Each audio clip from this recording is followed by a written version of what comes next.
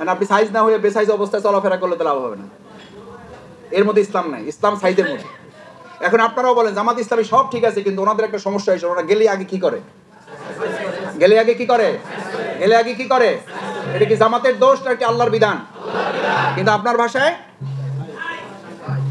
কয় যে জামাতের একটা সমস্যা আছে। সবই ভালো, আমাদের ব্যাপারে বলে কয় জামাতের সবই বৈজ্ঞানিক, জামাতের সবই আপডেট, জামাতের সবই সুন্দর, কিন্তু লোকটা হলো জামাত করে, এটাই সমস্যা। আমার খুব ভালো লাগে যে যখন বলে এই একই কথা পীর নবী মুহাম্মদ রাসূলুল্লাহ সাল্লাল্লাহু আলাইহি ওয়াসাল্লামকে বলতো, কয় যে রাসূল সাল্লাল্লাহু আলাইহি ওয়াসাল্লামের সবই ঠিক আছে যদি ইসলামটা না বলতো। এমনি তো ওই লোকেরাই তাকে আলামীর নাম দিয়েছে, আমানতের সমস্ত টাকা তার কাছে রেখে তারপরে পালাইছে। সুবহানাল্লাহ। আমরা তো রাসূল করিম সাল্লাল্লাহু আলাইহি ওয়াসাল্লামের পায়ের ধুলার পরিমাণও না, কিন্তু আল্লাহ তাআলা দয়া করেছেন যে তার কিছু হিস্ট্রির সাথে আমাদের জীবনের কিছু মিল আল্লাহ করে দিয়েছেন। কে করে দিয়েছেন? আলহামদুলিল্লাহ। তাহলে সাইজ হলেন? পেলেন? এখন আপত্তি নাই তো সাইজ হইতে? কারণ সাইজ হওয়া কার বিধান? একদম সোজা সাইজ। বলবেন যে না ভাই এখন হইলাম না, একটু সময় নিতেছে, নেন সময়, মরবেন।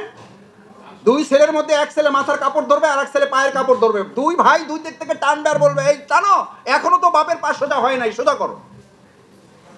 বলবে না? বলবে না? দয়া করবে? ওটা দয়া না, ওটাই নিয়ম, ওটাই নিয়ম। আপনি খেয়াল করে দেখবেন, দুই ভাই অত চাচারা অত চাচিরা মেয়ে হইলে কাজে সোজা করো, টাইট করে বাঁধো, না বাঁধেন না? বাঁধেন না? বাঁধেন না? টাইট করে বাঁধো, বাঁকা থাকে না যেন, সোজা করো। তখন ইমামগণ বলেন, মুসল্লিগণ বলেন, আলেমরা বলেন সোজা তো হইলা মরার পরে হইলা। তো সোজা কি মরার পরে না মরার আগে? পরে না আগে? পরে না আগে? হইলেন ইনশাআল্লাহ। এই সোজা হওয়ার নামই রোকন হওয়া, এই সোজা হওয়ার নামই রোকন হওয়া। সোজা একদম আলিফের মতো। কয়েছে কিরকম দাঁড়াচ্ছে? আলিফের মতো দাঁড়ায় আছে। কিসের মতো? আলিফ। দাঁড়াইছেন? একদম সোজা দাঁড়াবেন, পারবেন ইনশাআল্লাহ। এটার নামই রোকনিয়াত। এই রোকন হইতে আমাদের আপত্তি আছে কারো? কারণ এই সোজা হওয়া, এই রোকন হওয়ায় বায়াত হয়ে নিজেকে একদম আল্লাহমুখী করা। ইন্নী ওয়াজ্জাহতু, আমার ডানে বামে সামনে পিছনে এক আল্লাহর সন্তুষ্টি ছাড়ার কোনো কিছুই আমাকে প্রভাবিত করতে পারবে না। এটার নাম হলো মুসলিম, এটার নাম হলো রোকনিয়াত, এটার নাম হলো সামাহাত। এইটা করতে যা কষ্ট আসুক, যদি আমার 5% দেওয়া লাগে 5% দিতে আমি 10% দিয়ে দেব। দেবেন ইনশাআল্লাহ? কার জিনিস কারে দেন ভাই? এত মাতব্বরি কিসের? কিসের শফিকুল ইসলাম এত মাতব্বরি? কিসের মাতব্বরি? কই পাইছেন আপনি? কার জিনিস কারে দিচ্ছেন? আমারই মোবাইল আমাকে দিয়ে যেতে বলেন, কয় ভাই আপনারে দিলাম, মাঝে মধ্যে একটু ফোন করেন, আমার কাছে কিন্তু এটা থাকবে, জিনিস কিন্তু আপনার। এর চেয়ে বড় ফাইজলামি পৃথিবীতে আর আছে? সম্পদ কার? দিছেন কে? দেবেন কাকে? সেক্ষেত্রে এত গোনা বাঁচা কি? একজন আমারে ধরছে, কয় যাবে 5% কোত্থেকে ঠিক করলেন? এইটা কই পাইছেন? মানে 5% কোত্থেকে ঠিক করছি সেটা তো আমি কোথাও পাই না, আমি পাইছি পুরাটা দেওয়া আল্লাহর কথা। সেই ক্ষেত্রে আমরা 5% দিয়ে আপনাকে কি করছি? আমরা আপনাকে প্র্যাকটিস করাচ্ছি। বরং আপনি বলেন আমি পুরাটা দিতে চাই, আপনারা 5% কোত্থেকে আবিষ্কার করছেন? আলহামদুলিল্লাহ। আবু বকর রাদিয়াল্লাহু তাআলা 5% না পুরাটা দিছে? তো সেই আবু বকর রাদিয়াল্লাহু তাআলার সাথেই তো আপনারা জান্নাতে থাকতে চান, আমরা থাকতে চাই। দিবেন 5% ইনশাআল্লাহ? কারণ লান তানালুল বিররা হাত্তা তুনফিকু মিম্মা তুহিব্বুন। এটার সাথে ব্যক্তি পরিশুদ্ধিতা, এটার সাথে সামাহাত, এই সবর, এই ধৈর্য ধরার ক্ষমতাটা ইসলাম আপনাকে ম্যান্ডেটরি করে দিয়েছে। তাহলে ধৈর্য থাকবে আমাদের ইনশাআল্লাহ, সহ্য থাকবে আমাদের ইনশাআল্লাহ। 4 নাম্বার ইখবাত, দৃঢ়তা। আর 5 নাম্বার হলো আদালত। এই আলোচনার মূল লক্ষ্য হচ্ছে আপনি আপনাকে পবিত্র, পরিচ্ছন্ন, দৃঢ়, সক্ষম করতে করতে আপনার ব্যাপারে ফয়সালা হচ্ছে, এই আলোচনার নীতি হচ্ছে, এই আলোচনার দাবি হচ্ছে আপনি পরিবর্তন হয়েছেন, এবার আপনি জমিনও পরিবর্তন করার সিদ্ধান্ত নেবেন। আদালত, আল্লাহর জমিন, আল্লাহর আইন কায়েম করা, এটা দায়িত্ব দিয়ে আপনাকে পৃথিবীতে পাঠানো হয়েছে। এটা আপনার শখের ব্যাপার না, এটা আপনার ইচ্ছার ব্যাপার না, এটা আপনার পছন্দ অপছন্দের ব্যাপার না, এটা আল্লাহ প্রদত্ত বিধান, এটা নামাজের মতো, রোজার মতো বিধান। আকিমুদ্দিন লিইয়ুযহিরাহু আলাদ দীনি কুল্লি, সমস্ত মতবাদের উপর আপনার ইসলামকে আপনি বিজয়ী করে দেবেন। সেই কারণে আপনার 5টা পয়েন্ট বলেছি। ইমানিয়াত বলেন একটু। ইমানিয়াত, তাহারাত, সামাহাত, ইখবাত, আদালত। হয়েছে? পারবেন ইনশাআল্লাহ? আরবি 5টা মুখস্থ রাখার চেষ্টা করেন। আর এই 5টা জিনিসের উপর ভিত্তি করি আমি পরিবর্তিত হব, আমি জমিনও পরিবর্তন করব ইনশাআল্লাহ। যারা এখানে কর্মী আছেন, আমি শুনেছি এখানে 60 জন বা 70 জন কর্মী ভাইরা আসছেন। এই 60 জন 70 জন আমরা শুধু এই বছরে রোপণ হব না, আমরা প্রত্যেকে আমি রোপণ হব। এই বছরে আমি টার্গেট নিয়ে আরেকজন রোপণ বানাবো ইনশাআল্লাহ। আমি টার্গেট নিয়ে একজন কর্মী থেকে রোপণ হলে একজন কর্মী ঘাটতি হয় না? তাহলে এটা সংগঠনের লাভ না লস? কি লাভ না লস? কয় লাভ কয় লস? একদিকে যান লাভ। এই যে কর্মী একজন ঘাটতি হলো, এটা কি হবে? কয়জন বানাবেন? 10 জন। কয়জন বানাবেন? একজন কর্মী রোপণ হইতে কয়জন বানাবেন?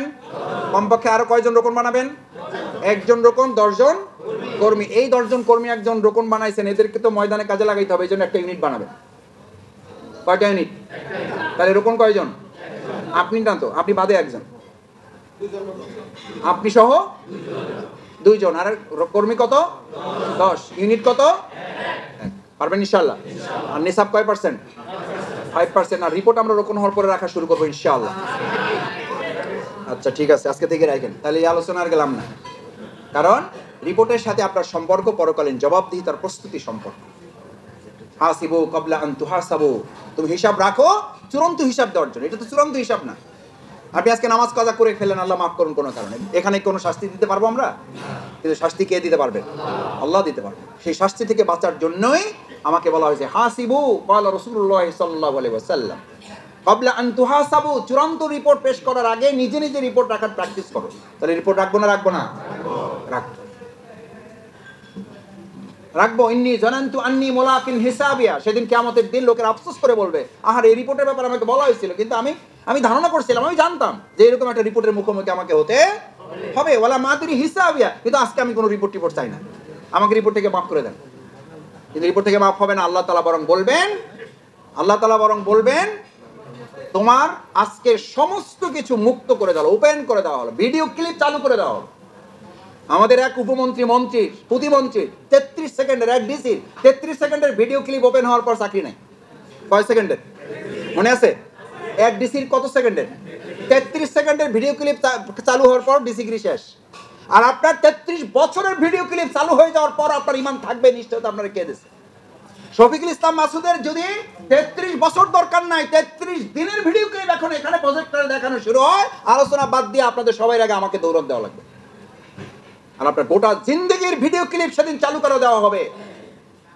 চালু করে দেওয়ার পরও দেখবে আর বলবে এটা আমার না, এটা চেঞ্জ করেন, কারটা কারে দেখাইতেছেন, এটা কাল কে লিখছে, এটা কেন আমারে? আল্লাহ বলবেন এত কথা বেশি বলে, তো লোক কোথাকার? ফেরেশতারা বলবে বাংলাদেশে।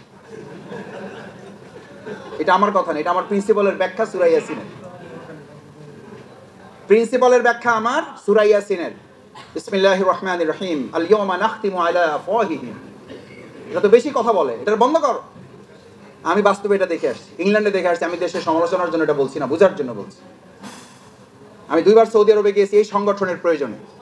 আমি 2 বার দেখেছি, মানে খালি একটু পানির জারটা আগে নিয়ে সে যাবে, এই নিয়ে ধাক্কাধাক্কি চলতেছে।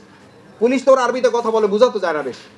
একটা আরেকটা জিজ্ঞাসা, এটা কোন দেশি আর এটা কোন দেশি, কয় যে এদের ঝগড়া দেখলে বুঝতে পারবে এরা কোন দেশি, আরে ধাক্কা দেখলে বুঝতে পারবে এরা কোন দেশি। আইসা জিজ্ঞেস করছে, কয় বাংলাদেশ। কয় যে আমার কথা সত্য হয়েছে। আমার সেই প্রিন্সিপাল বলেছিল যে কিয়ামতের দিন এই আল ইয়াওমা নাখতিমু আলা আফওয়াহিহিম ওয়া তুকাল্লিমুনা আইদিহিম ওয়া তাশহাদু আরজুলুহুম বিমা কানু ইয়াকসিবুন, এটা গোটা মানব জাতির জন্য নাজিল হয়েছে, কিন্তু এটা বেশি কার্যকর হবে বাংলাদেশের উপর। কারণ এরা ওই দিনেও কি করবে? লাইন খুঁজবে, যে ভাই কোনো লাইন টাইন নাই, ভাই একটু আগে যাওয়া যায় না, ভাই একটু স্লিপের ব্যবস্থা আছে, ভাই একটু টোকেন নাই, ভাই একটু ফোন টোনের ব্যবস্থা নাই। আমার তো পরিচিত একজন ছিল, তার কাছে যাইতে পারলে কিন্তু আমি চলে যেতে পারতাম। এই প্র্যাকটিস আছে না নাই? আল্লাহ তাআলা বলবেন আল ইয়াওমা নাখতিমু আলা আফওয়াহিহিম, তোমার মুখে তালা দিয়ে দেব, ওয়া তাশহাদু আরজুলুহুম, তোমার মুখ সাক্ষী দেবে, তোমার হাত কথা বলবে, তোমার পা সাক্ষী দেবে। আমি মাঝে মধ্যে বলে থাকি, এই আয়াত নাজিল হলে নাজিল না হলে পৃথিবীতে বিচার ব্যবস্থায় চালু করতে পারতো না কেউ। এই আয়াতকে গবেষণা করে পৃথিবীতে আজ বিচার ব্যবস্থা পরিচালিত হচ্ছে, সুবহানাল্লাহ। আর তারা বলে ইসলামে সব আছে, রাজনীতি নাই। যে ইসলামের রাজনীতি দেয় আর যে রাজনীতির সাথে ইসলাম নাই, ওটা রাজনীতিটা ওটা পৃথিবীর সেরা দুর্নীতি, ওটা পৃথিবীর সেরা ব্যাট নীতি। যে রাজনীতির সাথে ইসলাম নাই, আর যে ইসলাম রাজনীতি মুক্ত, ওটা রাজনীতির নামে কলঙ্ক। সেজন্য ভাইয়েরা, আসুন আমরা আদালতের এই জায়গায় জমিন পরিবর্তনের জন্য শুরু থেকে যেটা বলেছিলাম, ইমানিয়াত, তাহারাত, সামাহাত, ইখবার, পারবেন ইনশাআল্লাহ? রিপোর্ট রাখবো আমরা আল্লাহ সুবহানাহু ওয়া তাআলার কাছে সেই প্রত্যাশা ব্যক্ত করে।